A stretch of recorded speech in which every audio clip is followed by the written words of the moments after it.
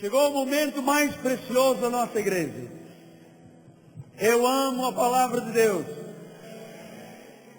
Eu amo a Bíblia Sagrada. A Bíblia é fonte de vida. 2 de Coríntios, capítulo 3, versículos 4 a 6. Mais uma vez o apóstolo volta para falar da proteção divina. E temos esta manhã um precioso estudo bíblico, irmãos. Sei que Deus vai lançar fundamentos e muito cimento com ferro e aço às estruturas da nossa fé. Diz assim o apóstolo Paulo, 2 de Coríntios 3, estamos todos, quem já encontrou a passagem, olhe para o apóstolo, sorria.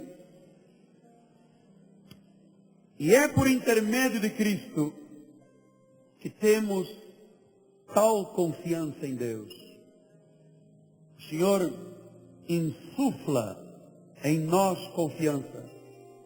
Depois ele diz, não que por nós mesmos sejamos capazes de pensar alguma coisa como se partisse de nós. Pelo contrário, a nossa suficiência vem de Deus, o qual Deus nos habilitou para sermos ministros de uma nova aliança, não da letra, mas do Espírito, porque a letra mata, mas o Espírito vivifica. Que esta palavra abençoe os nossos corações. Oremos a Deus.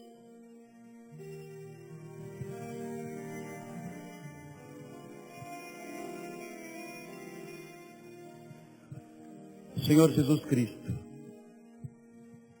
a coisa mais preciosa da nossa vida é podermos estar em Tua casa, é podermos estar num lugar que não é humano, é lugar da habitação de Deus, é lugar onde o Espírito Santo de Deus governa, lidera, unge, cura, salva, liberta, faz a obra. É casa de Deus, é casa de oração. Por isso agora, Pai, depois de termos cantado, aplaudido, termos tido comunhão com, termos servido com os nossos dízimos e ofertas, agora nós nos aquietamos.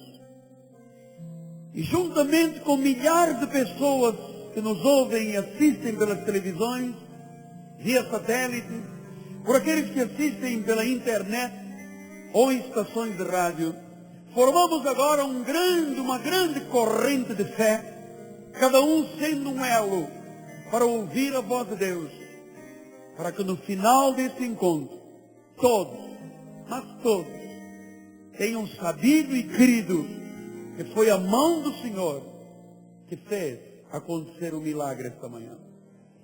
Fala-nos, Pai. Afinal, só nos resta dizer, Abba, Pai. Abba, Pai. Aleluia. Aleluia. Meus amados irmãos, minha família, santos preciosos de Deus. Desde quarta-feira próxima passada, que o Espírito de Deus tem nos mostrado, dentro deste tema da proteção divina, que nós somos ministros, diga, eu sou um ministro da graça de Deus. E que quem nos qualificou para sermos ministros da graça de Deus foi o próprio Deus.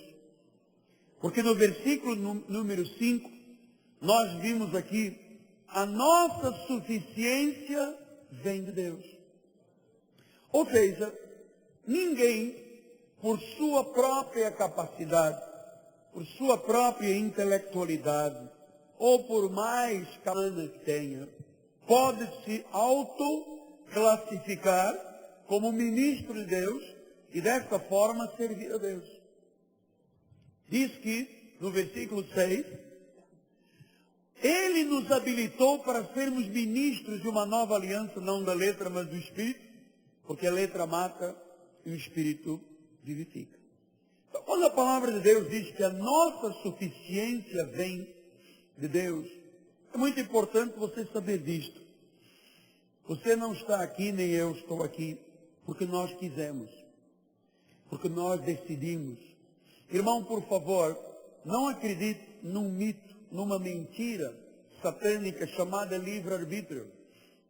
Nós estamos aqui porque Ele nos atraiu à sua casa, porque Ele nos chamou, porque Ele nos fez ovelhas.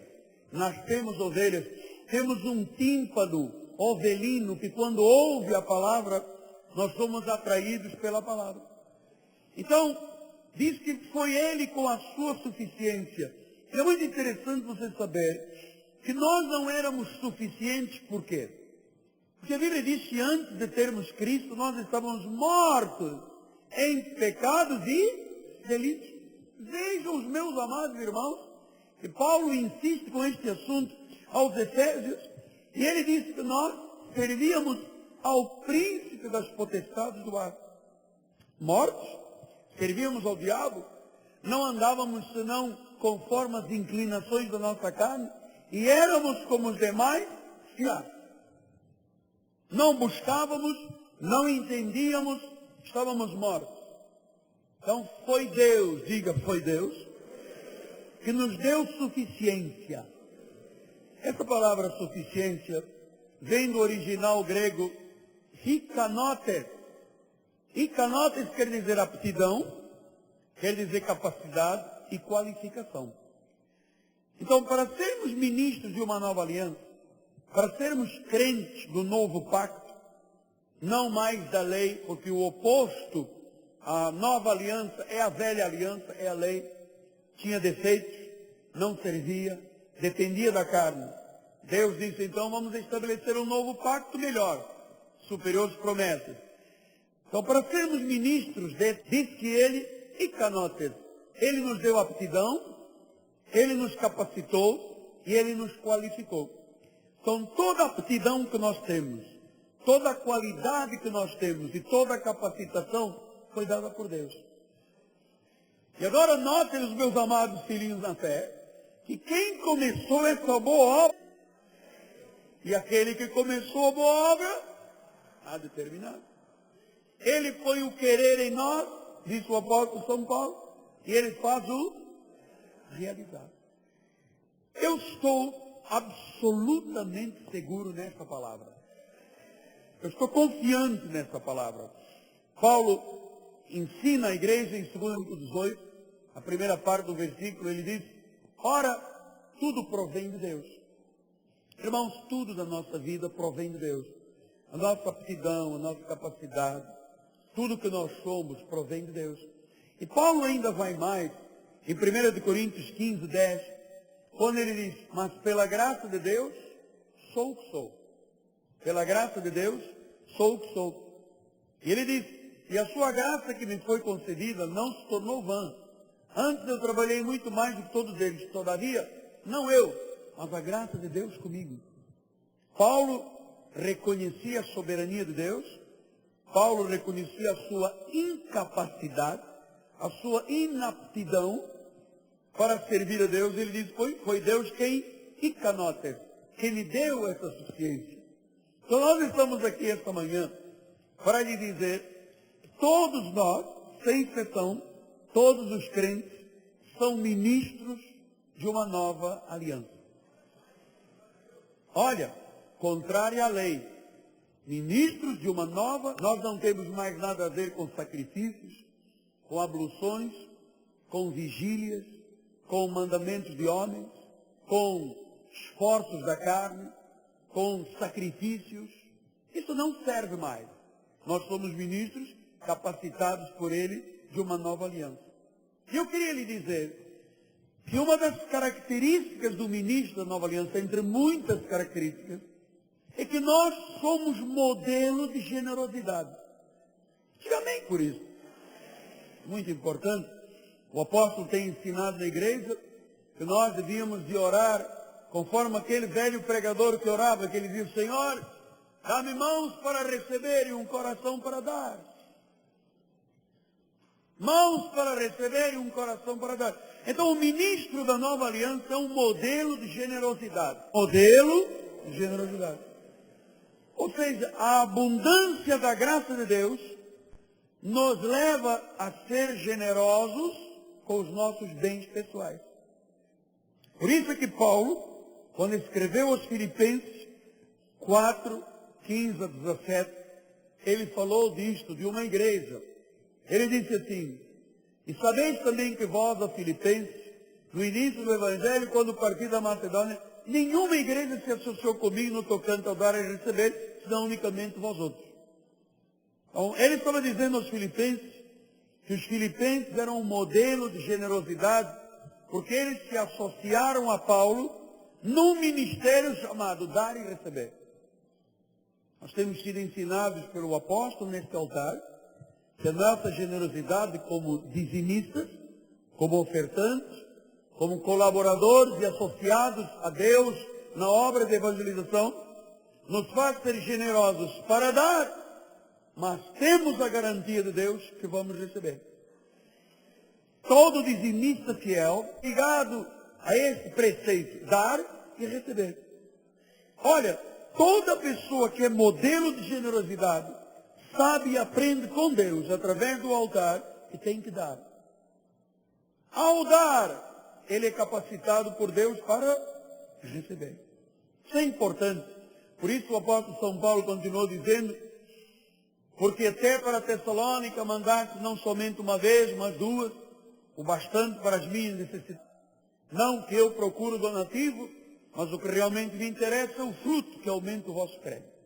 Então, meus amados, toda pessoa que é modelo de generosidade, ela é um modelo de dar e receber. E veja que Paulo diz que o importante não era apenas as pessoas darem, mas toda pessoa generosa que dá, ela tem crédito diante de Deus. Meus amados filhos da fé, telespectadores da Band, amigos internautas e aqueles que celebram a Deus por intermédio dos satélites. Ter crédito diante de Deus não é para muitos, não. Ter crédito diante de Deus é aquela pessoa que é modelo de generosidade. Aquele que é fiel dizimista. Aquele, como disse aquele empresário que aqui chegou, cheirando cocaína, fumando maconha, tinha perdido tudo. Mas quando ele deu a Deus, logo recebeu e devolveu as empresas. O ministro da nova aliança é um modelo de generosidade. E a sua generosidade lhe garante segurança da parte de Deus. Segurança com o seu salário, segurança com os seus bens, segurança contra o devorador. Que bênção, irmãos. E crédito, pastor? Crédito diante de Deus. E o povo do Senhor diz amém por isso. Mas o ministro de uma nova aliança também tem outra característica. A característica de um ministro é o encorajamento que ele recebe de Deus nas circunstâncias estranhas ou difíceis da vida. Toda pessoa que segue a graça de Deus recebe nos momentos mais cruciais um encorajamento tal que só o ministro da nova aliança entende. Por quê?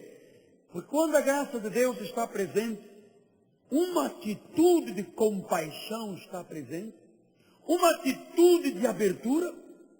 Por quê? Porque, irmãos, nós recebemos aqui, neste ministério, muitas pessoas que vieram de outros ministérios muito machucadas. Nós recebemos nesse ministério irmãos e irmãs que vieram de lugares muito feridos, golpeados, pessoas que foram maltratadas pela lei, dentro de igrejas, em vez de serem guiadas e confortadas pelo espírito da liberdade, são machucadas e feridas pela letra da lei que mata. A letra mata, mas o espírito vivifica. Em 2 Coríntios 3:17, a palavra diz isto: ora, o Senhor é o Espírito. Graças a Deus por isso. O Espírito Santo não é uma pomba. A pomba era um símbolo. Nós não vivemos de símbolos, pois não, amados? Nós vivemos de bens reais. Então, diz que o Senhor é o Espírito. E onde há o Espírito Santo de Deus, onde há o Espírito do Senhor, aí há o quê? Aí não há condenação. Aí não há acusação. Aí não há disse e que não disse. Aí não há dedo em riste. Aí não há imputação de pecados. Aí não há trazer de volta o passado das pessoas.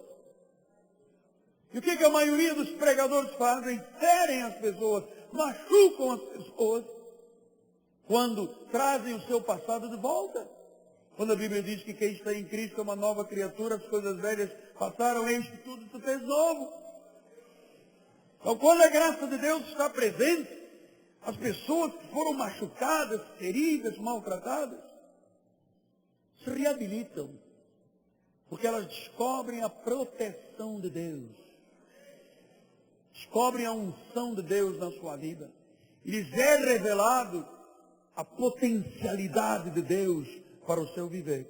Olha, muitas pessoas que nós recebemos no nosso ministério, por causa da lei que mata, chegaram aqui com ausência de previsibilidade de vida. Não tem previsão nenhuma. Volto a dizer, como esse empresário que chegou aqui que tinha perdido tudo. Qual era a previsão da vida dele? Nada. Esperar a morte. Quanto mais injetasse e cheirasse cocaína, mais abreviaria o seu sofrimento e acabaria com a morte. Outros chegaram aqui sem expectativas de nada. Muitos mesmo derrotados, carregando fardos pesados, lutas tremendas, gritando: Deus, se tu existes, aparece. Mostra, onde tu estás? Muita gente que entra aqui não vem gritando como eu estou gritando, mas ecoando no seu espírito e no seu coração um grito de desespero, dizendo: se tu existes, mostra aqui que tu existes. E perguntam muitas vezes, o que fazer se a pessoa não tem previsão de nada? Se a pessoa não tem expectativas de nada? Se a vida é um conjunto de lutas, fardos, angústias, medos? Bom, se a tua luta tem ido além das tuas forças ou da tua capacidade, a luta não é mais tua, é de Deus. É de Deus. Telespectador, é de Deus. Porque a Bíblia diz que Deus às vezes permite uma aprovação, mas Ele não permite que a aprovação vá além das nossas forças. E se tu entraste aqui esta manhã ou me assistes pela televisão ou pela rádio, e tu dizes: apóstolo, as minhas forças se exauriram. As minhas forças se esgotaram. Então, a partir de agora, saiba de uma coisa: a luta não é... Agora é Deus que vai começar a agir na sua vida. Porque Ele, junto com a aprovação, também dá o escape e o livramento. Então, meus irmãos, é necessário que nós saibamos que, no teu caso, a solução tem que vir de Deus. Tem que vir de Deus. Eu tenho situações na minha vida que só Deus pode resolver. Porque a nossa suficiência vem de quem, amados? Deus.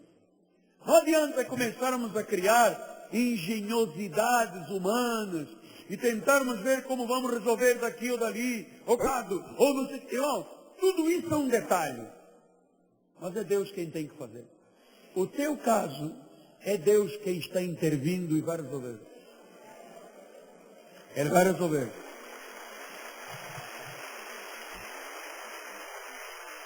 Em 2 de Timóteo, Paulo alerta a igreja a respeito de um fato muito curioso.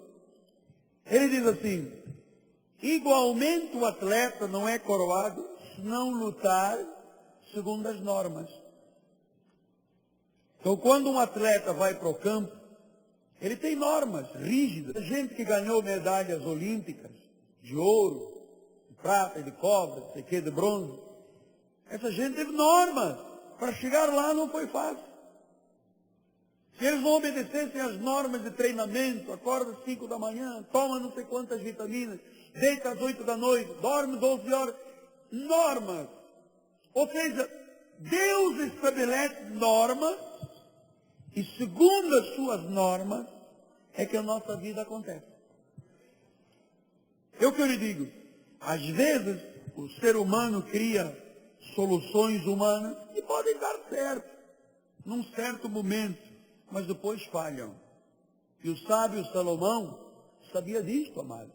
Ele disse em Provérbios 16, 1 a 3, olha só, o coração do homem pode fazer planos. Pode. Nós todos fazemos muitos planos. Mas ele disse, mas a resposta certa dos lábios vem de quem? Então, se eu faço um plano que não é a resposta certa dos lábios do Senhor, esse plano vai acontecer o que com ele? Vai fracassar. Por isso é que eu penso que a mensagem da graça de Deus é uma coisa tremenda, irmão. Porque os nossos planos têm que vir com a suficiência de Deus. Não adianta você tentar traçar planos por tua mente, por tua capacidade, porque a resposta certa vem do Senhor. Depois ele diz, todos os caminhos do homem são puros aos seus olhos, mas o Senhor pesa o Espírito. Talvez você tenha entrado aqui e disse, bom, eu estou mal de vida, eu tenho problemas, mas eu vou fazer da seguinte forma. Não faça. Não faça, porque se você fizer conforme você pensa que é e não for a vontade de Deus, está equivocado. Espere então que Deus faça. Porque a tua causa é de Deus. A minha causa é de Deus. Versículo 13. Confia no Senhor as tuas obras e os teus desígnios serão. O que é confiar no Senhor as nossas obras? É você repousar, é você esperar em Deus. Porque olha, irmãos, o que a mim me incomoda muito, como eu não sou um homem que retrocedo em nada, nunca retrocedi em nada. Eu estava morrendo, mas eu não retrocedi. Eu subi a hemorragia gástrica, que o médico 3 dias antes tinha me dito que eu ia morrer. Mas eu não retrocedi. Eu vim ao altar e aqui eu fui curado. Me faz muita aflição a falta de perseverança das pessoas. Eu nasci com uma garra perseverante. E quando Deus me deu essa suficiência dele, a garra aumentou. Você tem que ser perseverante. Você tem que saber e confiar em Deus, esperar em Deus, porque os teus desígnios são estabelecidos. Provérbios 14, 12 diz uma coisa fenomenal. Olha só. Há caminho que ao homem parece direito. Ao homem, na engenhosidade humana, na capacidade humana, parece que indo por aqui é uma coisa certa. Mas ao cabo dá em caminhos de morte. Então se você não andar segundo as normas de Deus, pode ser que o caminho que você se meta seja o caminho de morte. Não é morte física apenas. Morte de esperanças. Morte dos sonhos. Quantos sonhos, irmãos, quantos objetivos, quantos desejos têm sido abortados, têm sido mortos por pessoas que dizem, eu vou por aqui, sou cabeça dura, eu vou fazer o que eu quero fazer. E aí isso dá mal. Sabe que não pode casar com gente do mundo. A casa dá mal. Sabe que não pode se associar com incrédulos, se associa, dá mal. Sabe que não pode ser fiador de ninguém, é fiador, dá mal. Sabe que não pode deixar de buscar o reino em primeiro lugar, senão as coisas não são acrescentadas. A pessoa faz isso, está mal. Há caminho que o homem parece caminho direito.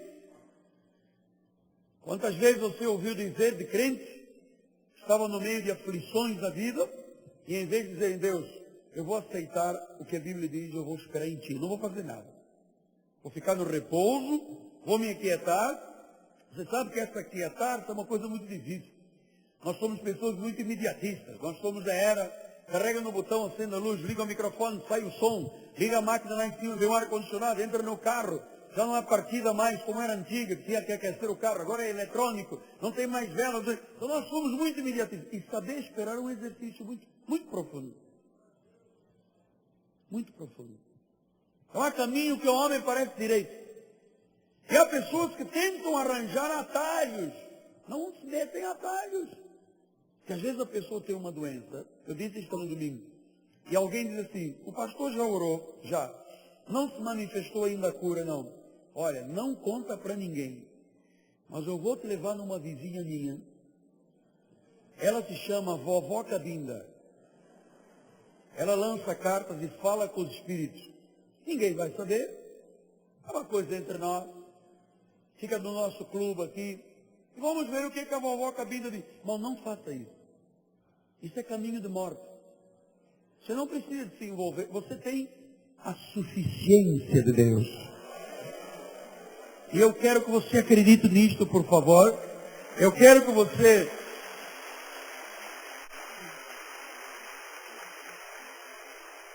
Eu quero que você saiba que as normas, as regras de vida vitoriosa já foram estabelecidas pelo Senhor.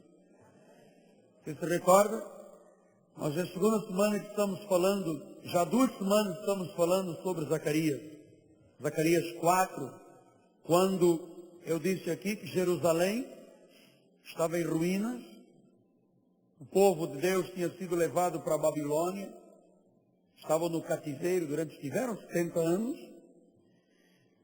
Neemias recomeça e reconstrói os muros e as portas de Jerusalém, mas o templo estava arruinado, tinha sido destruído. É chamado um profeta chamado Ageu para reconstruir o templo, lança os fundamentos, um homem duro, agressivo, um homem da lei, não tem resultados. Finalmente, o rei Ciro manda um governador para Jerusalém, de nome Zorobabel, e diz, Zorobabel, você vai reerguer o templo. É necessário o templo para o povo judeu adorar a Deus. Mas eram tantas as adversidades, eram tantas as situações, que Zorobabel desanimou. E então Zacarias tem uma visão de Deus, e no capítulo 4, versículo 1, ele diz, tornou o anjo que falava comigo, me despertou, como o homem que é despertado do seu sono. Ele me perguntou o que vês, respondeu, olho, e eis um candelabro todo de ouro, um vaso de azeite, em cima com as suas 7 lâmpadas e 7 tubos, um para cada uma das lâmpadas, que estão em cima do candelabro. Junto a este 2 oliveiras, uma à direita do vaso de azeite e outra à esquerda, que já estudamos na quarta-feira de Deus, que assistem. Versículo 3, 4. Então perguntei ao anjo que falava comigo, meu senhor, o que é isso? Respondeu-me o anjo que falava comigo, não sabes o que é isso? Respondi, não, meu senhor. Prosseguiu ele e me disse, esta é a palavra do Senhor. Olha, esta é a palavra do Senhor para a nossa vida. Tu podes ter entrado hoje aqui, amado, com um fardo na tua cabeça. Sabe aquela coisa que te dá enxaqueca, que você pergunta, quer resposta de um lado, não vem, está fechado do outro, parece que tudo é de bronze. Então Deus estabeleceu a regra. Havia oposição, havia embaraços, havia contradições, havia toda a espécie de situação negativa contra Zorobabel. Zacarias, que era o homem da graça de Deus, ouve Deus falar e diz assim, as regras para a vitória são essas. Não por força nem por poder. Não por capacidade humana. Não por engenhosidade. É porque nós ficamos muito aflitos quando temos um problema. É coisa da nossa casa. Qualquer um de nós tem uma situação difícil. A primeira coisa que pensa assim, quem pode me ajudar? Ah, eu tenho um tio que é irmão de um delegado. A gente vai ao tio que é irmão do delegado. Pois eu tenho um irmão que é um advogado não sei de quê. A gente começa a tentar as soluções por força. Mas Deus diz, o atleta tem que seguir as normas. O homem de Deus tem que seguir as normas. Estou dizendo isso para você e para mim. Esta é uma espada de 2 gumes. É preciso que nós saibamos entender as normas e as regras de Deus. Então ele diz, não é por força, não é por poder, mas pelo meu espírito, diz o Senhor dos Exércitos. Meus irmãos amados, eu acredito que o Espírito de Deus tem a solução para o nosso caso. Eu acredito que o Espírito de Deus esteja trabalhando em nosso favor. Eu acredito que o Espírito de Deus tem a melhor resposta. Eu acredito que ele tem um tempo para agir. Depois do versículo 7, a palavra do Senhor diz: temos o cetro, amado. Oh, temos que ter. Não tínhamos. Onde está o grande monte? Escapou a nós em Zacarias. É o livro antes de Malaquias, capítulo 4. Então havia um grande monte. Era um monte de dificuldades, irmãos. Zorobabel estava desanimado, desencorajado. Quantas vezes na nossa carne nós ficamos desencorajados, desanimados, a gente luta e não vê a solução. Terra, grita e não vê a solução. Mas isto aqui não é uma fraude, meus irmãos. A obra de Deus não é uma mitologia grega. A obra de Deus é Deus agindo. É Deus operando. E então ele diz: quem és tu, ó grande monte? Diante de Zorobabel serás uma campina, porque ele colocará a pedra de remate no meio de aclamações, haja graça e graça para ela. Então, nós estamos aprendendo as regras. Deus está dizendo, número 1, não é por força nem por poder. Porque nós, quando éramos da lei, dizíamos o seguinte: ai, Deus não responde. O Senhor vai responder da seguinte forma: 7 dias de jejum. Ah, não respondeu com 7 dias. Vamos para o monte. Ah, não deu no monte. Vigílias, 3 semanas de... Miguel Ângelo, creia que não é por força, nem por poder, mas é pelo meu Espírito. Pastor, mas eu tenho um monte grande na minha vida. O monte diante de você vai ser uma campina. Deus vai pegar o monte nas normas dele, nas regras dele, e fazer esse monte, ele vai se tornar uma campina, uma planície. Sabe por quê? Porque a causa que você está vivendo não é tua. Essa causa é de Deus. A minha causa é de Deus. Salmos 112, 5, 6 e 7. Salmos 112, 8 e 10. Ditoso o homem que se compadece e empresta, ele defenderá sua causa em juízo. Então, se você é uma pessoa dizimista, fiel, se você for levado a juízo, quem vai te defender não é o teu advogado. O teu advogado é um detalhe. É Deus quem vai te defender. Depois ele diz: não será jamais abalado e será tido em memória eterna. Irmão, nós não podemos viver abalados. A nossa carne, quando não segue as normas de Deus, as regras, vive abalada. Ai, e agora? Como vai ser? Já está feito. Tudo está consumado. Depois ele diz: não se atemoriza das más notícias do seu coração, é firme e confiante no Senhor. Olha aí Deus agindo, olha aí, irmão, Deus agindo. Não é por força, não é por poder, é o meu Espírito. Depois do versículo 8, seu coração bem firmado não teme. Não teme. Zorobabel tinha um monte de contradições, de adversidades. Ele disse: Senhor, eu sou humano, Senhor, eu sou finito, eu sou limitado. Pô, como é que eu vou resolver? Como é que eu vou construir um templo com um monte de adversidades? O povo está na penúria. Chegaram agora do cativeiro, 30 anos de miséria. Só vejo um monte de dificuldades. E Deus disse: você sabe o que vai acontecer com esse monte? Zoró,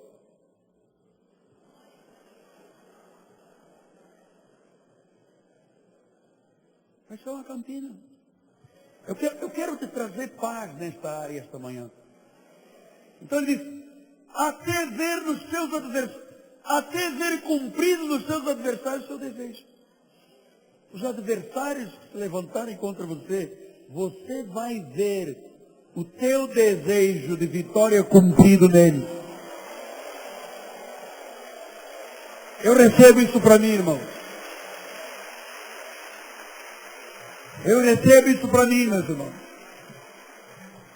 Pastor, mas o meu adversário, olha o que diz o versículo 10.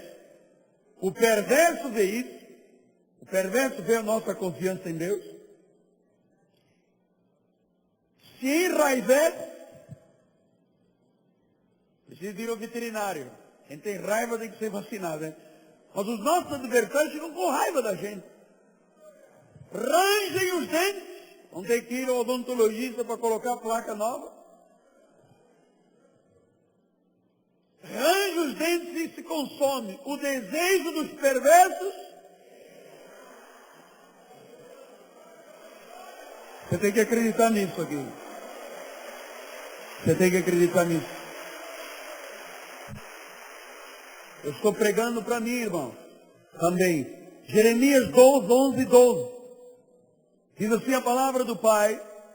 Em assolação a tornaram e a mim clama no seu abandono. Toda a terra está devastada porque ninguém há que tome isso a peito. Versículo 12. Sobre todos os altos desnudos do deserto vieram destruidores. Porque a espada do Senhor devora de um ao outro extremo da terra. Não há paz para ninguém. Então Deus está dizendo que Ele toma conta das nossas adversidades. Ele que toma conta, e diz no versículo 11, não prevalecerão. Irmão, o mal não prevalecerá. Os teus inimigos podem ser grandes, não vão prevalecer. Porque Paulo disse isto em Romanos 8:31. Que diremos, pois, à vista dessas coisas? Se Deus é por nós.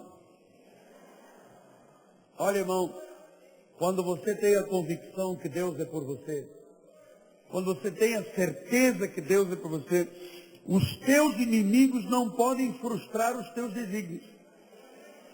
Deus está em tua defesa. Então não há adversários homens, espíritos maus, adversidades, sofrimentos, perseguições que possam levar o crente à derrota. Você sabe por quê? Não é por força nem por poder, mas pelo meu espírito, diz o Senhor. Não pode haver um inimigo bem sucedido contra nós. Então, amados, não nos deixemos desesperar. Deus não nos deixa, Deus não nos abandona. É verdade que por vezes nós não podemos escapar dos conflitos. Mas os desígnios de Deus controlam tudo. A vitória nos está previamente assegurada. Por isso Paulo diz em Romanos 8:37, em todas essas coisas, porém, somos o quê? Mais que vencedores, por meio daquele que nos amou mais. Depois ele diz algo que te dá segurança, por favor, tem que te dar segurança, que é extraordinário. Olha aqui, 38. Porque eu estou bem certo de que nem a morte, nem a vida, nem anjos, nem os principados, nem coisas do presente, nem coisas do porvir, nem poderes, nem altura, nem profundidade, nem qualquer outra criatura, nem macumba, olho grande, dor do cotovelo, trabalho de encruzilhada, boca do sapo. Olha, irmão, nada poderá separar-nos do amor de Deus que está em Cristo Jesus nosso Senhor.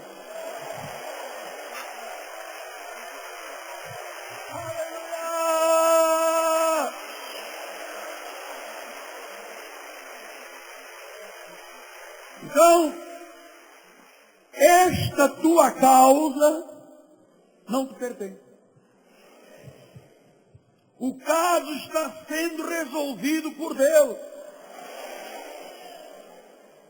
Salmo 68, 19, diz assim, bendito seja o Senhor, que dia a dia leva o nosso fardo.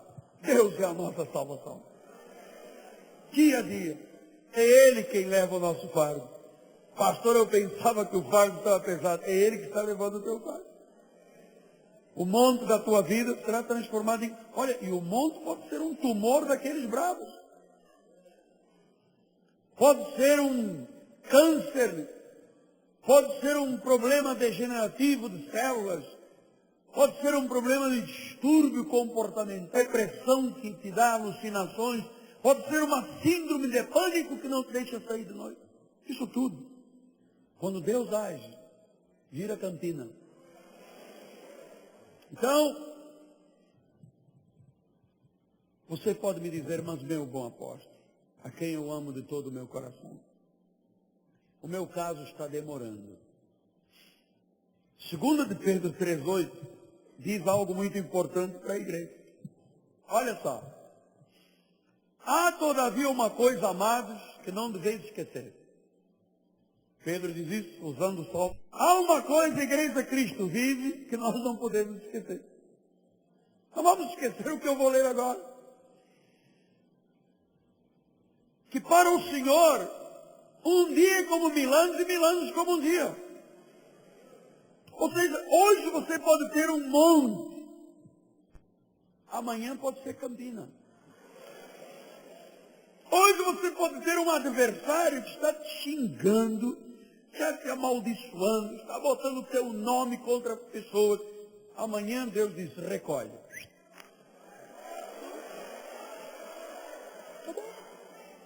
Acabou. Porque às vezes a gente fica realmente, sabe, naquele desespero. Mas já passou um ano, já passaram 2 anos. Irmãos, 1 ano, 1000 anos é como um dia como 1000 anos. Não esqueça disso. Hoje você pode ter um monte, você pode ter uma causa que você, impossível. Luiz Carlos, isso é nossa vida. Não interessa, o médico pode estar olhando e dizer, não pode, é um monte, cada vez o monte cresce mais. Mas como 1000 anos é como um dia, o Senhor chega, às vezes de noite, a pessoa está dormindo, Deus dá enquanto dorme, quando ele acorda, a situação está diferente. São as normas de Deus, são os caminhos de Deus. Aleluia! Então, o Salmo 31, do versículo 1 ao 14, é um salmo que nós temos que ler muitas vezes. É simplesmente maravilhoso. Very, very special. Em ti, Senhor, me refugio. Não é na macumba, não é no santo, não é na Aparecida, não é no apóstolo, é em Deus. Estamos aqui, irmãos, no refúgio do Senhor. Estamos aqui debaixo das asas do Altíssimo, à sombra do Onipotente. Vão cair 1000 de um lado, 10.000 à tua direita, não serás atingido. Deus dá ordens aos seus anjos que te guardem. Então, no Senhor eu me refugio. Não é no advogado, não é no amigo delegado, não é no coronel, não é no vizinho que tem um músculo desse tamanho. No Senhor. Fica quietinho diante do Senhor, porque Ele sabe as normas. Eu não te disse agora que 1000 anos é como um dia como 1000 anos. Ele sabe tudo. Ele é real. Isto aqui não é um mito. Eu me recuso a falar se isto fosse um mito. Isso seria tudo uma fraude. Mas isto é legal. Isto é verdadeiro. Isso é legítimo. Tanto para que eu estar vivo aqui, Deus tem que ser real. Então, não seja jamais envergonhado. Livra-me por tua justiça. Inclina-me os ouvidos. Livra-me depressa. Ser o meu castelo forte. Cidadela fortíssima que me salva. Eu estou lendo isto e vários de vocês estão dizendo, opa, esse é o meu caso. Verso 3. Porque tu és a minha rocha, minha fortaleza. Por causa do teu nome, tu me conduzirás e me guiarás. Vamos. Tirar-me-ás do laço que as ocultas me armaram. Veja, às vezes, armam laços. Pode ter gente a estar contra você. Vamos ver como vamos prejudicar aquele crente lá. Armando laços, só que não são vitoriosos. Não. Pois tu és a minha fortaleza. Nas tuas mãos entrego o meu espírito. Tu me remiste, Senhor Deus, da verdade. Aborrece os que adoram os ídolos vãos. Eu, porém, confio no Senhor. Eu me alegrarei e me regozijarei na tua benignidade, pois tens visto a minha... Conheceste as angústias da minha alma. Deus tem visto a tua e a minha aflição. Deus conhece as nossas angústias. Depois ele diz, não me entregaste das mãos do inimigo, firmaste meus pés em lugares espaçosos. Você sabe onde é que é esse lugar espaçoso? Cristo vive. Está aqui, nossos pés. Daqui, irmão, só para o céu. Compadece de mim, Senhor, porque me... De tristeza os meus olhos consomem minha alma e meu corpo. Mas há pessoas aqui nessa situação. Isso aqui não é pecado, não. Isto é próprio da nossa carne. Você pensa que eu também não choro? Você pensa que eu também não passo, às vezes, noites aí desesperado? Você pensa que eu sou de aço e de ferro? Eu também sei o que é ir à lona, irmãos. Eu sei o que é você andar no combate da vida e de repente levar um sopapo de onde não espera e cair na lona. Então, atrás, amado. Senhor, porque eu sinto atribulado, tristeza, meus olhos consomem minha alma e o meu corpo. Versículo 10. Gasta-se a minha vida na tristeza, os meus anos em gemidos. Olha, você que tem passado assim, Deus está mudando tudo hoje. Debilita-se a minha força, e os meus ossos consomem. Tornei-me opróbrio para todos os meus adversários. Veja, o adversário fica dizendo, ele não presta, não vale nada. Esse crente nada, fica indo lá para levar o dízimo, vai domingo de manhã para a igreja, não vai. Sabe, os adversários fazem espanto para os meus vizinhos e horror para os meus conhecidos, os que me veem na rua podem me... Muitas vezes os vizinhos que não acreditam em Deus, são macumbeiros, são espíritos, são filhos de santo, não sei de quê, ficam gozando com a gente, rindo da gente, a gente passa com a Bíblia, olha o bobão lá com a Bíblia. Mas irmãos, por favor, fiquem firmes. A tua causa não é tua, é de Deus. Pode. Estou esquecido no coração deles como morto. Sou como um vaso quebrado. Eu sei que Deus tem trazido gente aqui, internada, pele, pela banda, pessoas que estão a essa hora dizendo, eu estou quebrado. Quebraram os meus negócios, quebrou a minha empresa, quebraram os meus sonhos, quebraram os meus ideais, estou quebrado. Versículo 13, pois tenho ouvido murmuração de muitos. Isto é a especialidade dos derrotados, ficam logo murmurando contra a Bíblia. Tenho ouvido terror por todos os lados, conspirando contra mim, tramam tirar minha vida. Irmão, você sabe que isso que eu estou lendo aqui é a minha vida? Que eu li aqui tudo isso? É a minha vida. Versículo 14. Quanto a mim,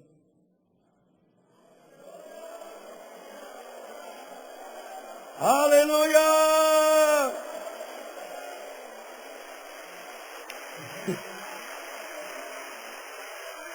Confio em ti, Senhor. Eu disse, tu és o meu Deus. As normas de Deus são estas, Senhor.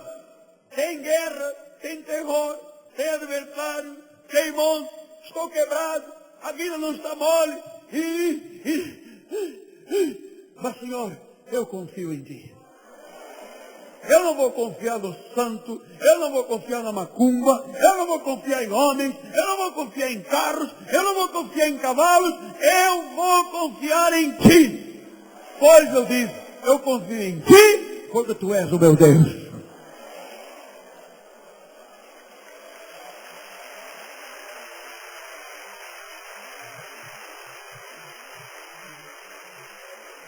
Mas eu vou lhe dizer uma coisa, quando alguém diz isto, eu confio em ti,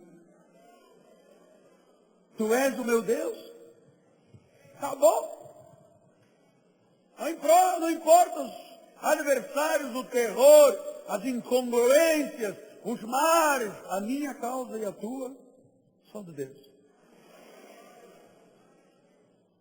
Olha, e se tu disseres isto, diga, tu és o meu Deus. Diga, em ti eu confio. Vamos, diga isso sério, diga isso crendo, por favor. Diga. Eu confio em ti, Senhor. Tu és o meu Deus. Acabou, irmão. Quem tem a justiça, quem tem a solução, quem tem a cura, quem tem o milagre, quem tem a resposta certa dos lábios, vem do meu Deus.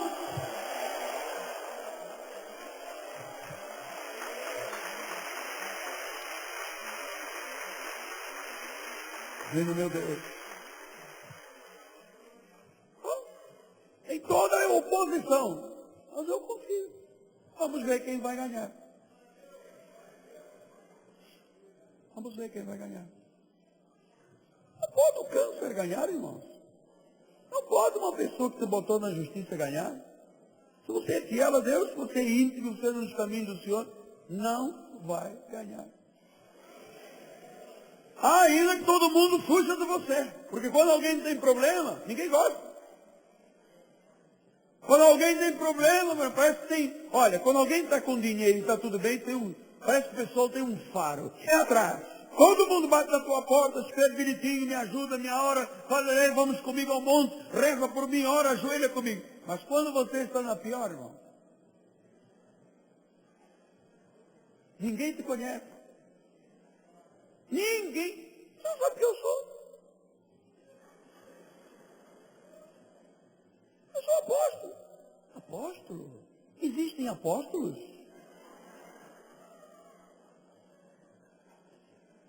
Apóstolo da igreja, apóstolo da igreja. Eu pensei que só havia pastores e missionários que tomam o lugar dos outros na televisão. Só que esta luta não é nossa, irmão.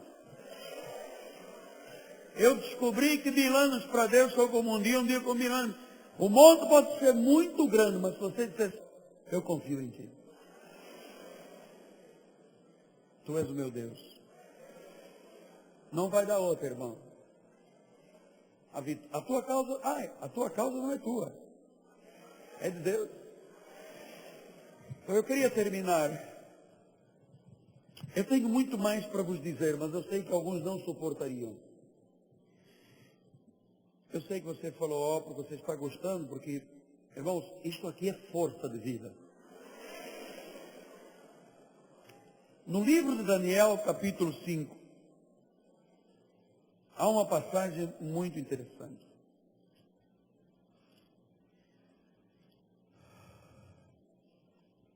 O rei Belsazar,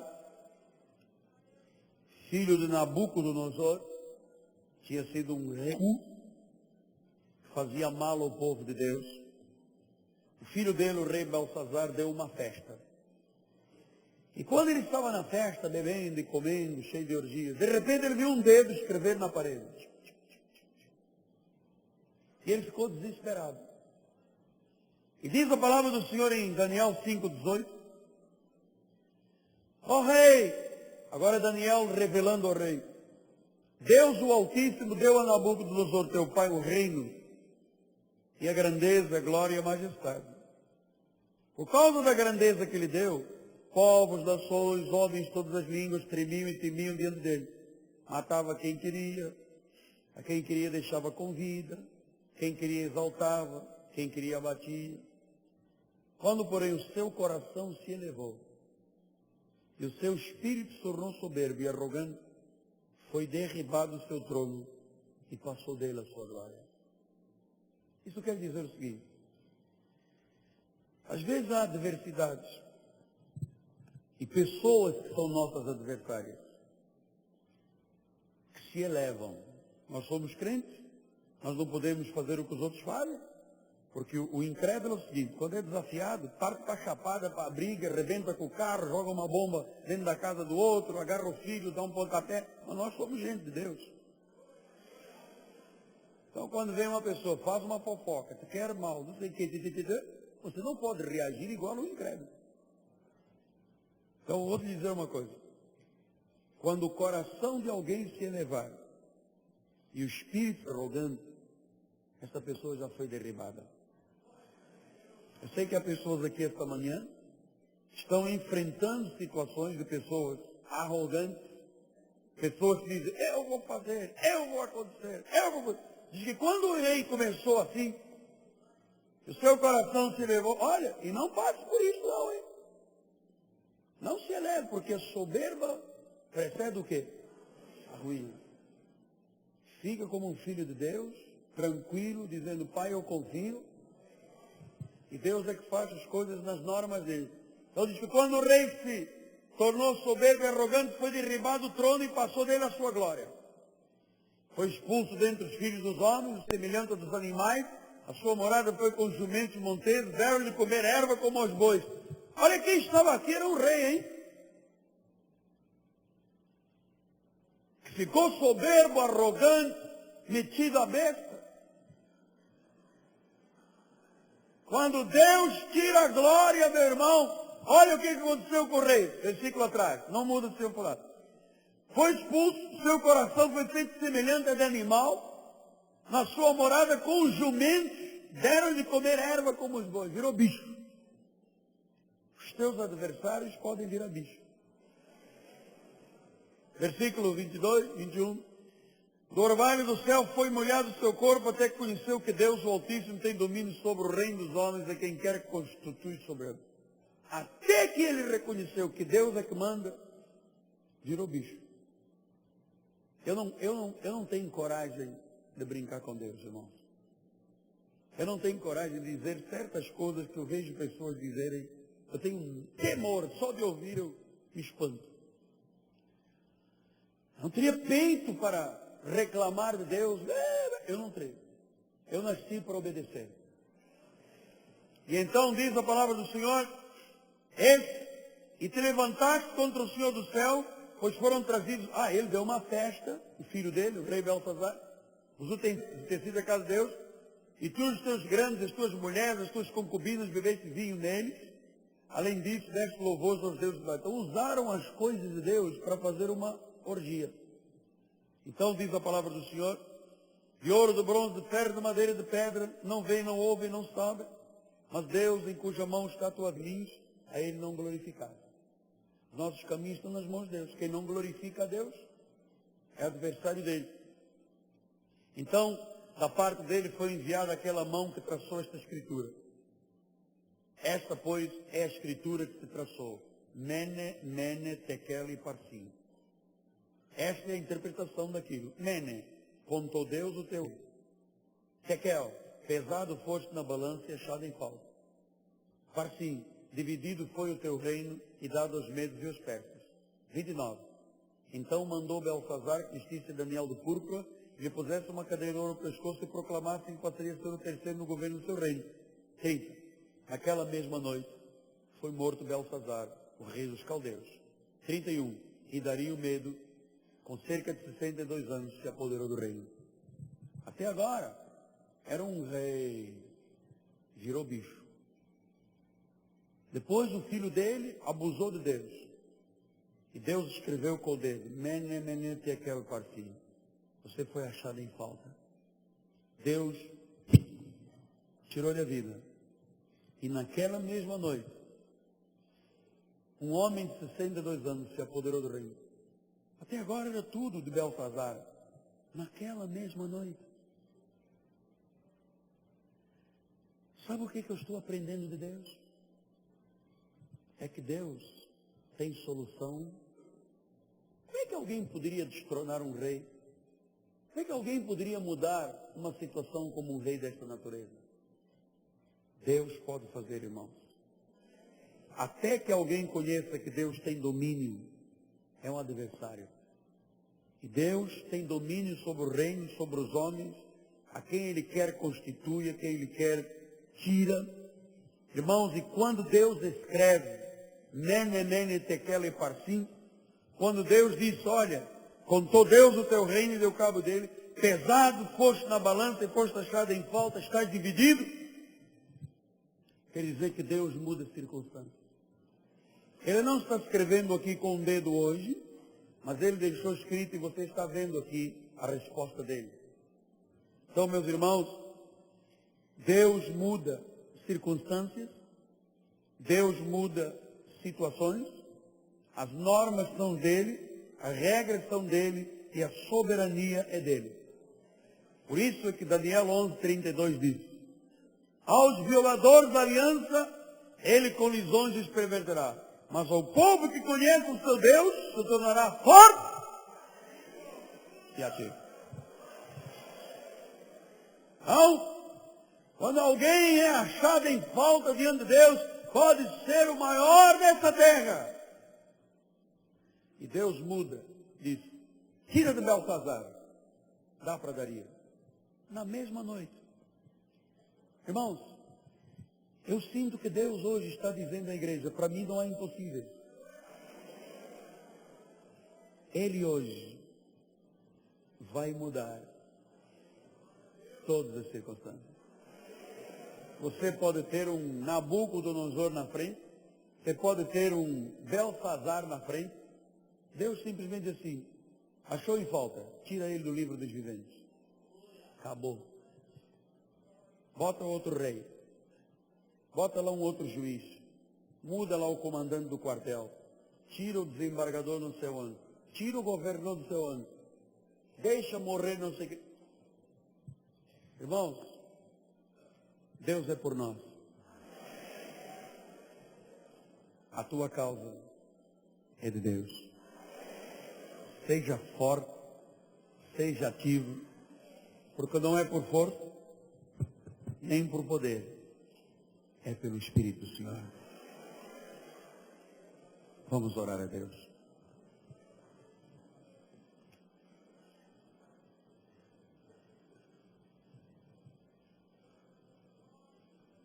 Eu sinto a presença de Deus, irmãos.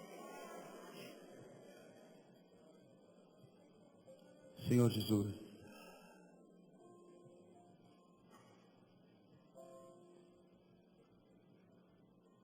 em Ti nós encontramos o refúgio. Tu és o nosso Deus, Pai. Tu és o nosso Deus. Tu és o nosso Deus, Pai. Em Ti nós confiamos. A causa não é nossa. E assim como Belsazar foi mudado na mesma noite, Deus, e um novo rei tomou posse, hoje, circunstâncias, situações, montes, grandes montes, estão sendo transformados em campinas. Aquela doença que o médico disse 2 a 3 meses, não há impossíveis para Deus.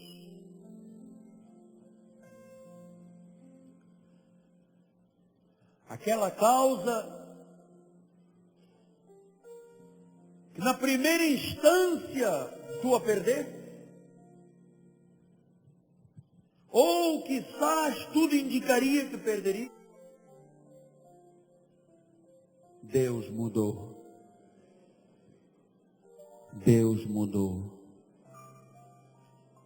E a vitória chegou à tua vida. Os teus adversários caíram por terra. Deus prevaleceu.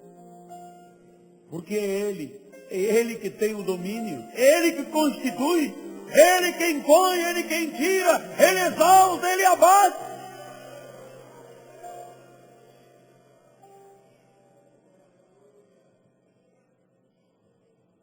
Deus opera um milagre esta manhã, Pai. Que amanhã, ou hoje, não amanhã não, hoje, muda a minha confissão. Comece a ver sinais, prodígios, maravilhas, coisas inexplicáveis, milagre puro, que os olhos não viram, nem os ouvidos ouviram, nem jamais penetrou no coração do homem, sobre o que Deus tem preparado para nós, os que o amamos. Receba agora. Tome posse agora. Eu tomo posse desta vitória, desta proteção, como ministros da nova aliança. Tomamos posse agora, Senhor, em o nome de Jesus. Resgatamos agora, Pai, resgatamos agora. Apenas eu te digo, Pai, eu confio em Ti. Tu és o meu Deus. Tu és o meu Deus. Que o teu coração agora sinta o ardor da fé, o calor da fé, a certeza de que isto já ocorreu. Em nome de Jesus. E Deus tirou Belsazar e colocou a Dario. Assim seja, assim disse o Senhor.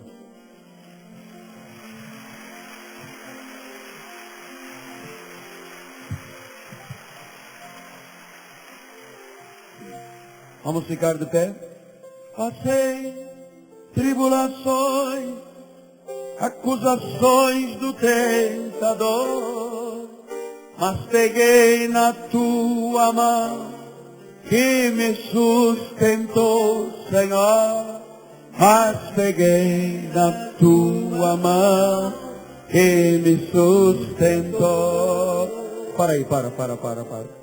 A causa não é tua. A causa é de Deus. Passei tribulações, acusações do tentador, mas peguei na tua mão que me sustentou, Senhor.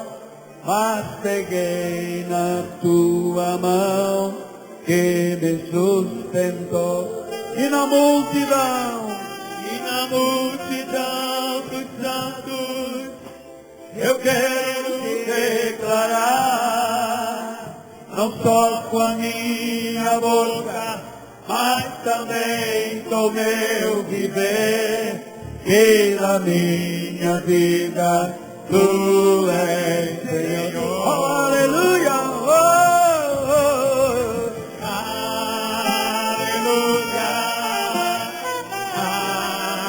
Aleluia! Obrigado, Jesus. Obrigado, Jesus. Confiamos em Ti, Senhor. Oh, aleluia! Aleluia! Aleluia! Aleluia! Aleluia! Senhor, me alegro em Ti. E subiu ao meu coração, pois vitória recebi e também perdão. Pois vitória recebi e também perdão. De novo, Senhor, me alegro em Ti. E subiu ao meu coração, pois vitória recebi e também perdão. Pois vitória recebi e também perdão. Oh, aleluia! Oh, oh. Aleluia! Aleluia! Tu és o meu Deus, Senhor. Aleluia! Eu confio em Ti, Senhor. Oh, aleluia!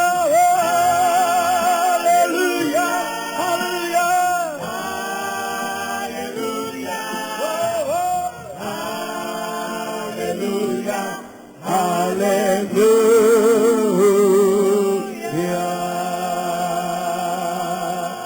E a Ele. Glória a Deus. Senhor, obrigado. Nós confiamos em Ti, Senhor. Tu és o nosso Deus. Vamos voltar agora em paz. Vamos com alegria, irmão. Vamos com convicção, irmão. Que não é pelas nossas normas, mas seguindo as normas de Deus. Que os anjos te guardem. Tenhas uma semana vitoriosa. E que ainda hoje todas tenham mudado. Vamos em paz. Que a graça de nosso Senhor Jesus Cristo, o amor de Deus e as doces consolações do Espírito Santo se manifestem eternamente em tua vida. E todos os preciosos eleitos de Deus digam amém. Boa tarde a todos. Olhe o seu irmão e diga assim: irmão, a vitória é nossa, pelo sangue de Jesus.